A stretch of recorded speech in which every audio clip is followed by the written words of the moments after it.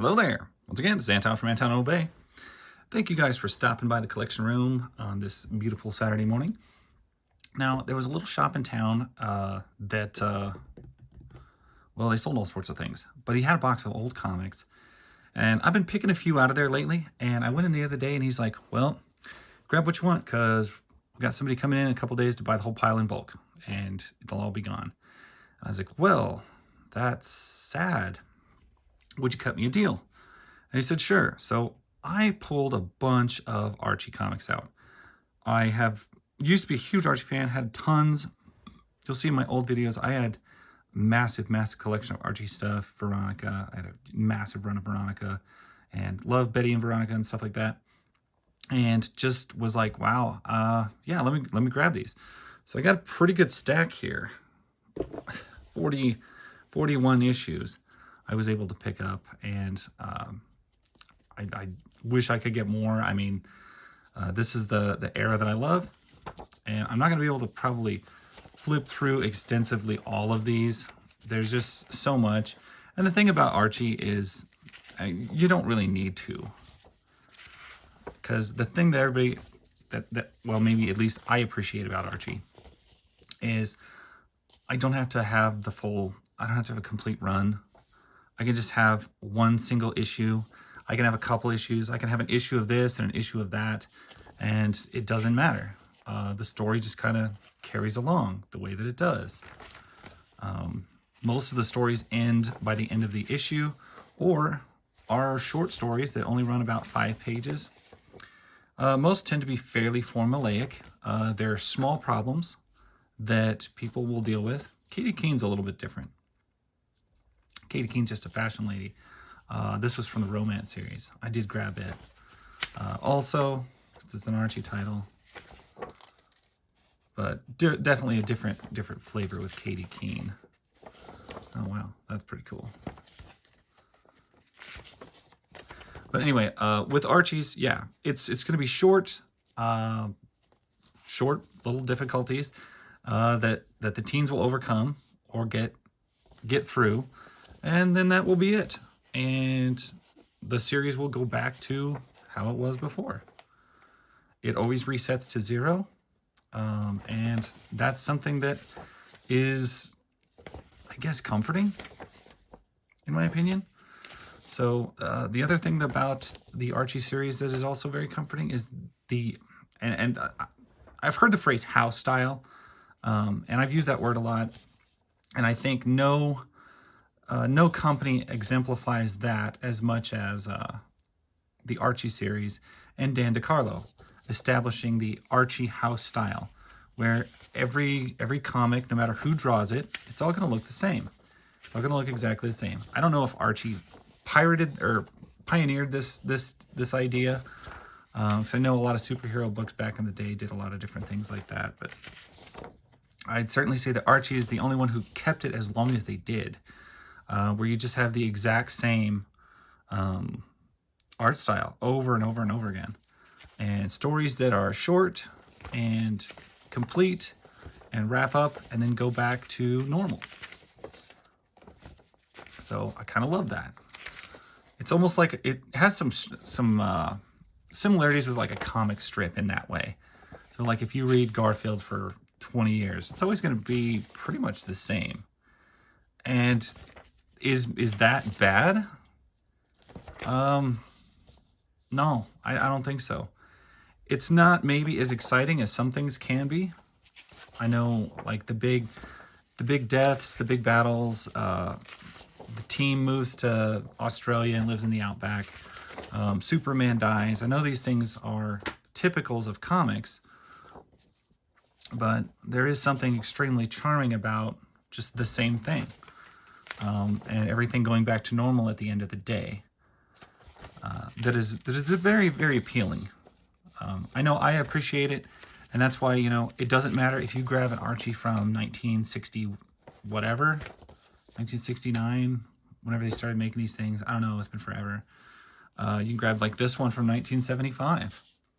It's going to be extremely similar to the one from 1989. Like, do these comics look over 10 years apart? Not really. The price has changed. But this is from 89. This is from 75. You can tell who everybody is. You can tell everything. There's a consistency to it. And, you know, is consistency terrible? No. Can it be a little boring at times? Yeah, probably. But I think some of what makes Archie appealing is, I guess, what you would call the boring aspect of it. There's a little comfort to it. No problem is ever that extreme. No one ever dies that I know of. Things kind of just stay the normal. I would say it's comforting. Now, I also think, and this is the thing that kind of gets me about the Archie series. It's a little bit on the weird side.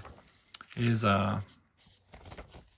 okay, I think it gets a little bit too much credit for being overly wholesome. So everybody always talks, oh, Archie was so wholesome back in the days.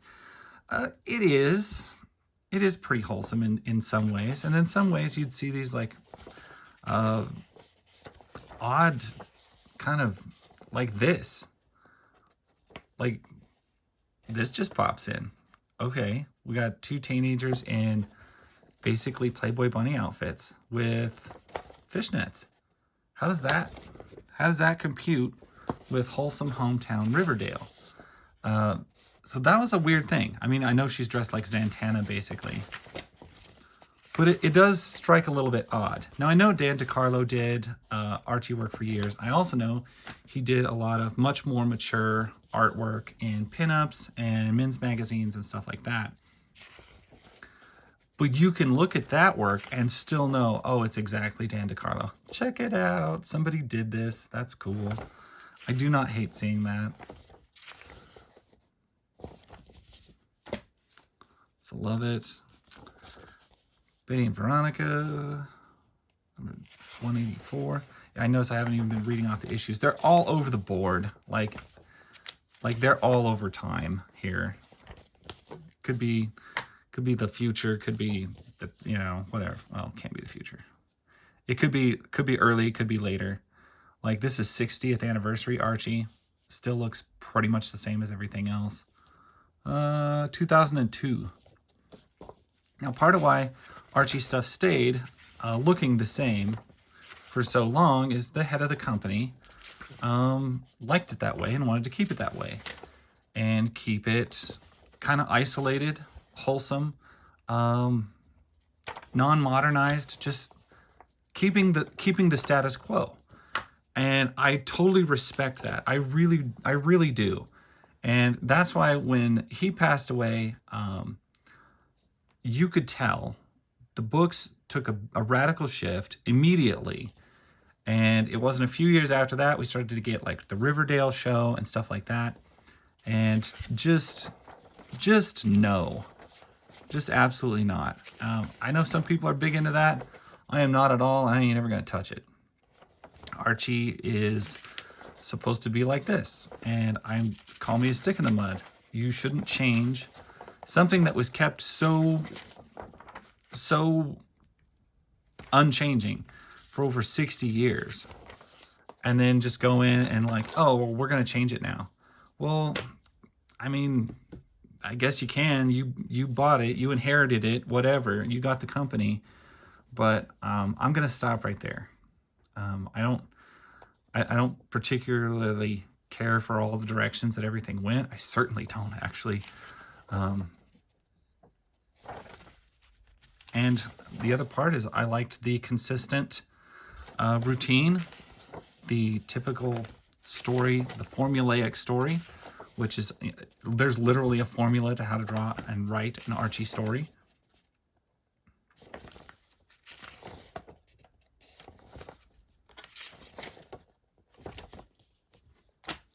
Yeah, I like the way it was. I know that you know, I would have rather that the series had ended and that the company had folded, because I know it wasn't doing that great. People weren't buying Archie the way they used to. And so they're like, well, we got to modernize and let's do this and let's do that and put a chick in it, make her gay, all that kind of thing. And I would have rather that it kind of ended the way that it did instead of trying to become something that it never was before. and changing as much as it did. And like I said, you can call me a stick in the mud about that, but I would have rathered that.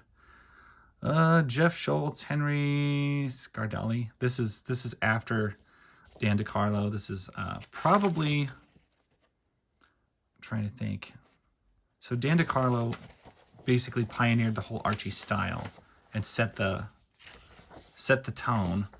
And then another guy was Dan Parent, and he carried Archie and the same art style much longer than that, or after he was out or passed away. I can't remember what happened to Dan DeCarlo, but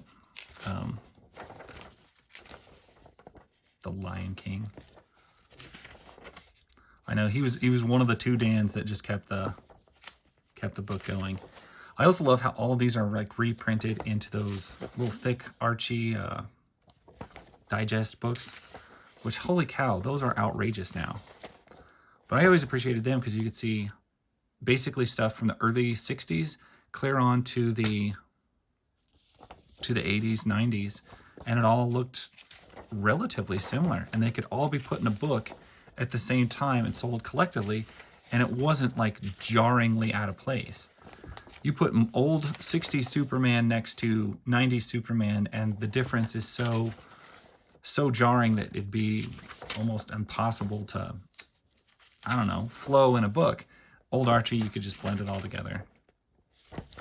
Put it in the thing. Anyway, the other thing that Archie did, other than, you know, Betty, Veronica, Reggie, Jughead, Archie, I loved their adventure series. They did, of course, Ninja Turtles Archie Adventure Series, the Teenage Mutant Ninja Turtle series, which was probably, okay, not even probably, definitely my favorite version of Ninja Turtles. Like, I loved that version of them, the Archie Adventure Series. Plots and everything like that. It was good. Liked it a lot.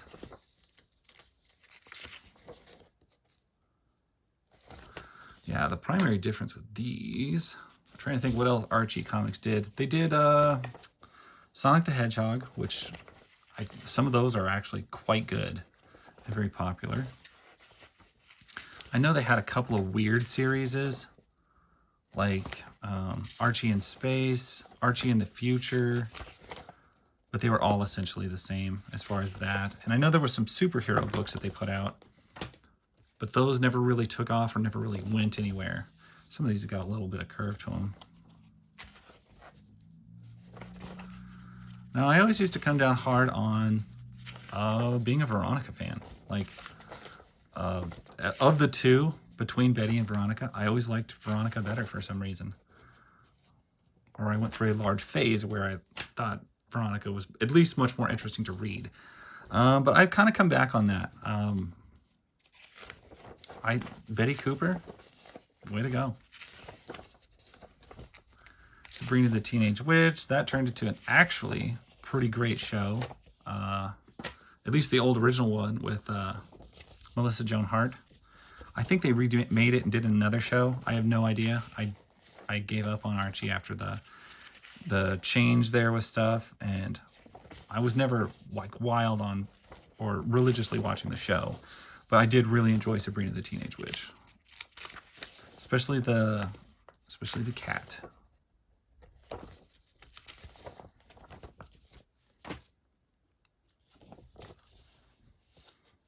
Archie will take us all night to get to the prom in this buggy. That's the idea, Betty. So I always appreciated that.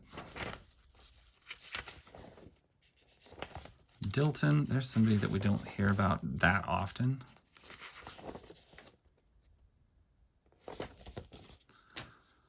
As far as Archie cartoons, there was one back in the 60s that I remember.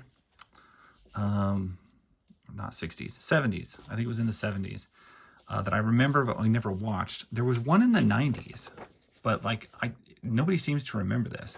There's a rarity in Archie. Guns. This is Veronica's early days. Veronica in India, Veronica in Hawaii. These issues are a little bit harder to get your hands on. Turtle cereal. Anyway, there was a cartoon in the 90s which not too many people can remember, and I looked for it and I can't find it anywhere. The only one that I see always comes up is Archie's Weird Mysteries, which was later, and I honestly didn't care for it as much. I thought the animation was, or the art style in it was a little, I don't know, I didn't like it as much. And the voicing of the girls was just terrible. They were so annoying. Like, I don't know why. I know Veronica has an annoying voice, but they made her like over the top annoying, too annoying, to the point that it's like, I can't even bear to watch this. Betty's Diary I always thought was an interesting title and an interesting idea for a book. Betty being the nicest person in the entire Archie universe, I think. And then just having like her journalized version of things. It was an interesting concept for a thing. He had at the store, he had a bunch of Jughead books, and I wish I had got them. Turtle cereal. I used to think Jughead was super cool. He's way less cool now. Now I just kind of find him annoying. I always love his hat though.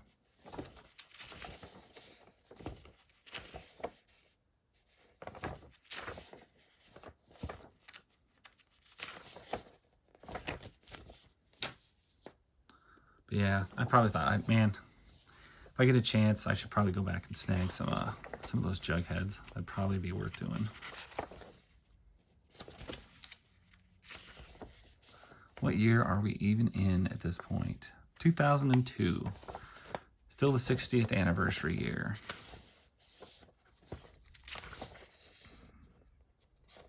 Still looking pretty good art-wise.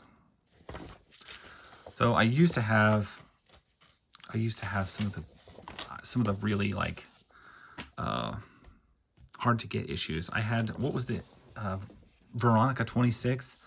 There was an issue where she's jumping off of a diving board, and that kind of goes back to what I was talking about earlier, is how wholesome was this book.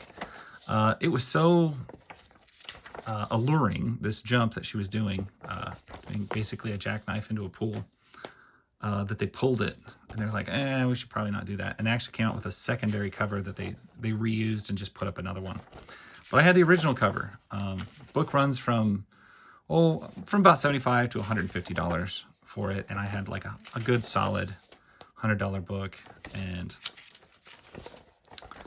yeah, it's in my, I got a video when I got it. It was Archie Grail series stuff that I picked up. But so yeah, if you're interested in more Archie books and some of the rarer covers, I do have older videos in regards to that.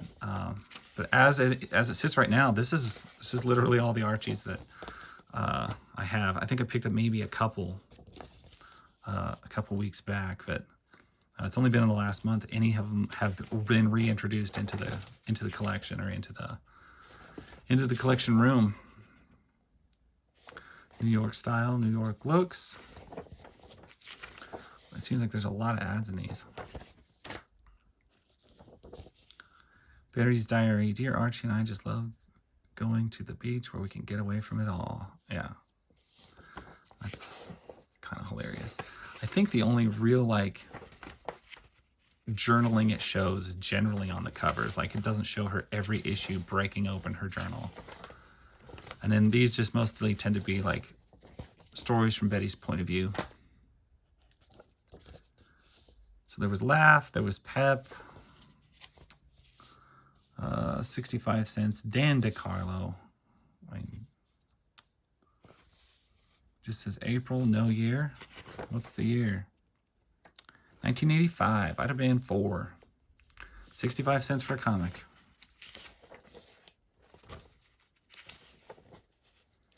The crazy thing is that some of these stories are so similar and formulaic. Katie Kane's story, nice, that they can literally go panel for panel, redraw them slightly more modernized with more modern clothes, as opposed to the 60s or 70s, and maybe alter the band names that they're referring to, and literally just put out the exact same story. It's crazy, but you can. Betty's Diary number 6, 1986. Cracking open the book.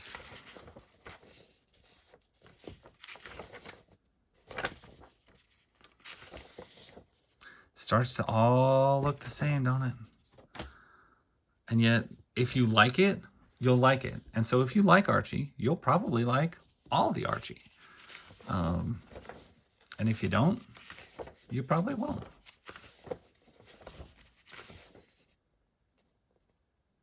That's some different panel type stuff than I've regularly seen. Fashion for the 90s.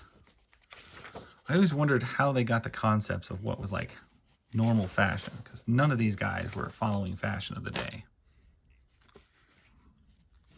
Oh. Betty's Diary number 37.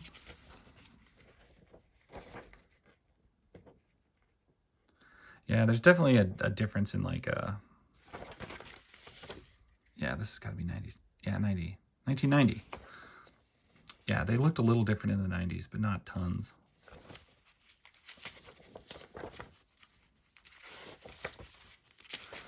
The Perpetual State of Riverdale.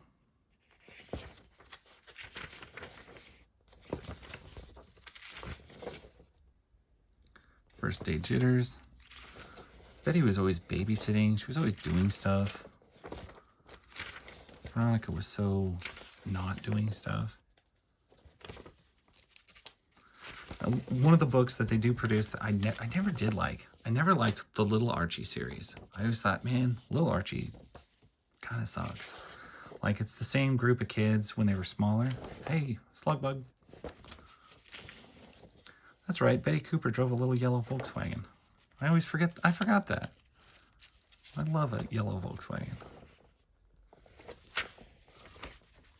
Used to be my daily driver for years, was a little Volkswagen.